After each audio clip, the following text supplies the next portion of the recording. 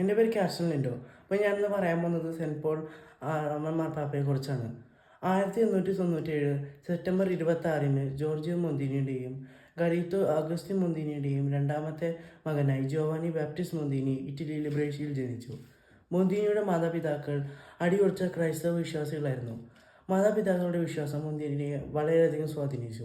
അങ്ങനെ കർത്താവിൻ്റെ പുരോഹിതനാവാനുള്ള മൊന്തീനി തീരുമാനിച്ചു. 1920 മെയ് 29-ന് ജോവാനി ബാപ്റ്റിസ്റ്റ് മൊന്തീനി കർത്താവിൻ്റെ പുരോഹിതനായി അഭിഷിക്തനായി. പഠിക്കുവാൻ മിടുക്കനായ മൊന്തീനിയെ ഉപരിപഠനത്തിനായി റോമിലേക്ക് അയച്ചു. റോമിലെ ഗ്രെഗോറി യൂണിവേഴ്സിറ്റിയിലാണ് ജോവാനി പഠനം നടത്തിയത്. കാനോൻ നിയമത്തിൽ ബിരുദം നേടി. തുടർന്ന് വത്തിക്കാൻ സ്റ്റേറ്റ് ഡിപ്പാർട്ട്മെൻറ്റിൽ സേവനമനുഷ്ഠിച്ചു. 1923-ൽ വത്തിക്കാൻ നയതന്ത്ര പ്രതിനിധിയായി സേവനമനുഷ്ഠിച്ചു.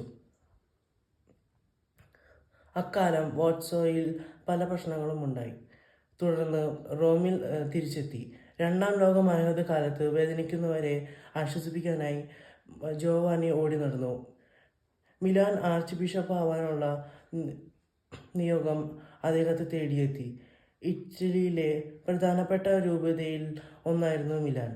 1955 ജനുവരി 6-ന് മിലാനിലെ ആർച്ച് ബിഷപ്പായി ഫാദർ ജോവാനി സ്ഥാനമേറ്റു. ലളിത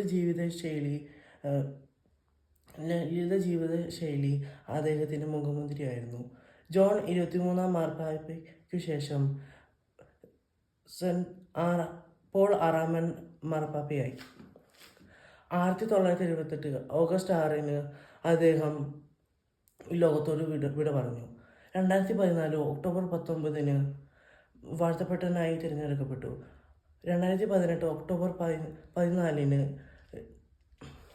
ഫ്രാൻസിസ് മാർപ്പാപ്പ വിശുദ്ധനായി ജോവാനിയെ തിരഞ്ഞെടുത്തു.